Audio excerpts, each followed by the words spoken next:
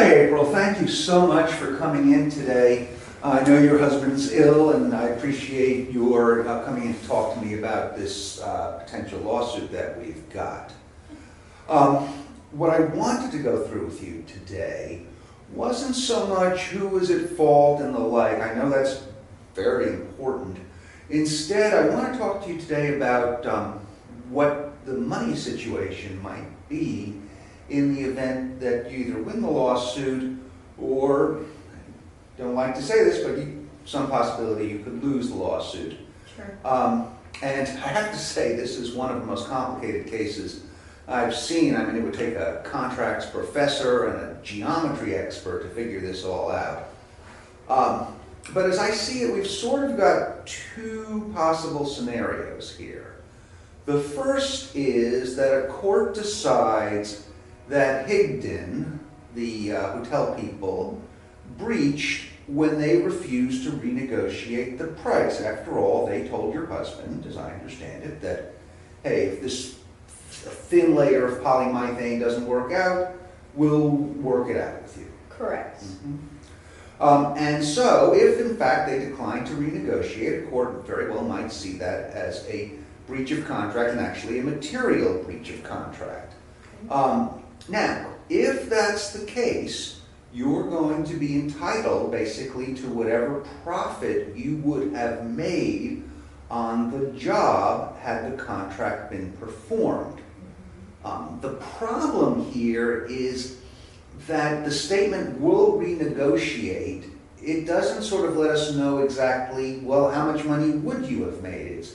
It's kind of a vague statement.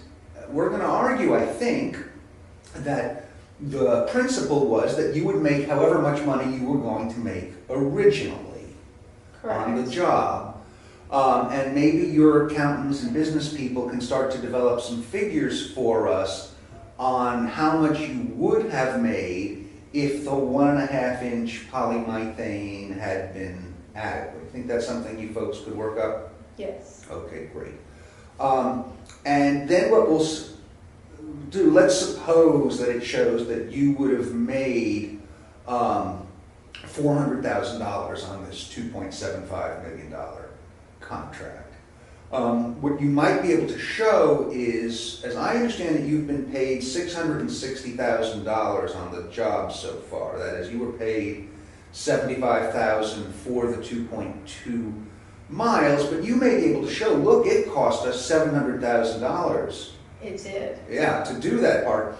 So in that case, they're going to owe you $40,000 plus the $400,000, because the principle is going to be that you should be in the same, instead of being out $40,000, you should be up $400,000. So it's going to take $440,000 to make up the difference. There's another remedy which we should probably talk about called restitution.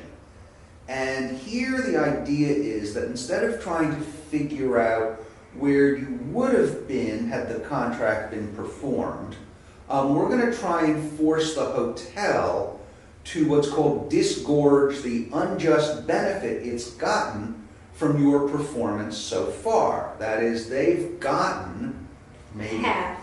Yeah, they've gotten a lot of that track built, and so, but they've only paid you about less than a quarter of the job. Correct. All right. So what we might be able to do is to assess the value of the job that you performed.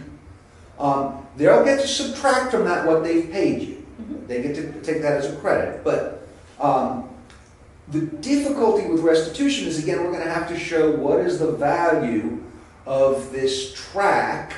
They're going to argue it doesn't have much value because it's too slippery. And so the restitution remedy is unfortunately maybe even more difficult. But we doubled the size of the width of the track. Well, as I understand it, you were planning to, but you hadn't quite gotten to yet. That is, that was your hope that you would do it, but they weren't agreeing to pay for it, and then they basically fired you when they said, we're not renegotiating. Well, we completed up to the 2.25 where it is joggable Okay. You can run, jog, and walk on that track. Okay. So let me also talk about the other possibility with you, which is court says you took the risk. That, or they say this oral promise isn't enforceable that they made to your husband. I think we have some arguments there, but let's be realistic. Okay.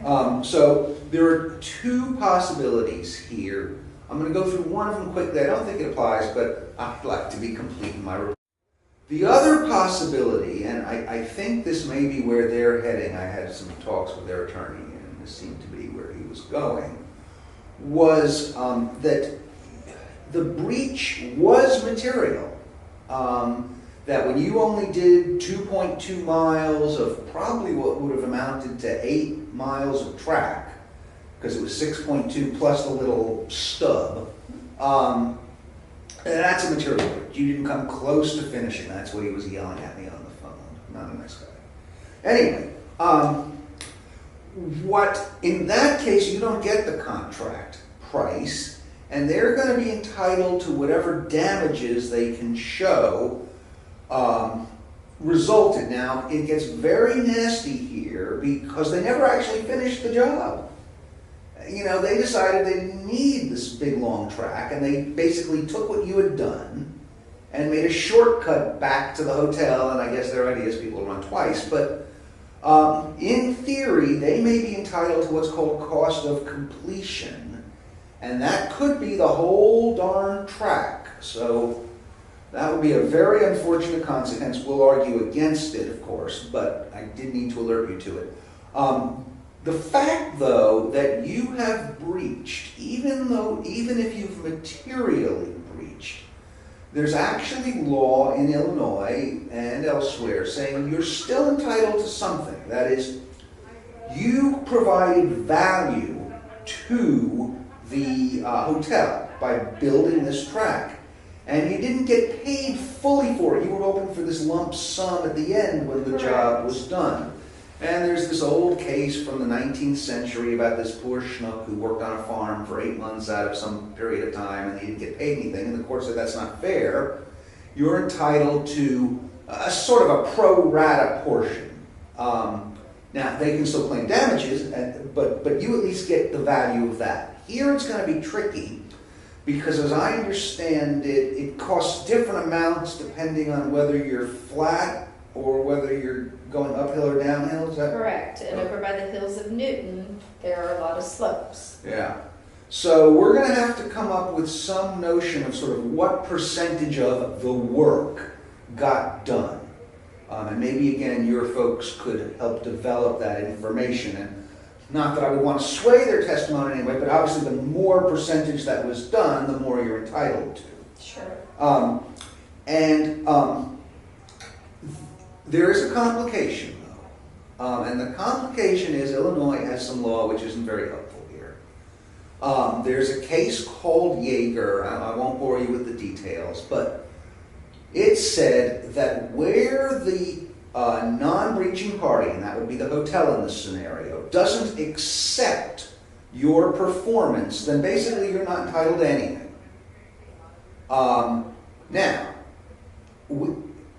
I'm sure what you're about to tell me is, but they did accept your, right? Correct. They're using it now. Right. They're going to say, but they're not using all of it. Remember that when I toured the place, they're using a chunk of the track, but some of it apparently they're just going to waste. And so they're going to argue that basically they haven't accepted your performance, and therefore you're not entitled to anything. I think we can argue that it's not the same as that old case. In the old case, it involved a house, and basically it was worthless, and they just demolished it and actually cost money to demolish it. Here they haven't demolished any of your work. I walked on that track. It was very nice. And so I think we're going to be able to distinguish that case away, but it's still, I need to tell my clients about landmines, and that's a landmine out there. So I know you've got to get back to, apparently you've got some grants that you're working on.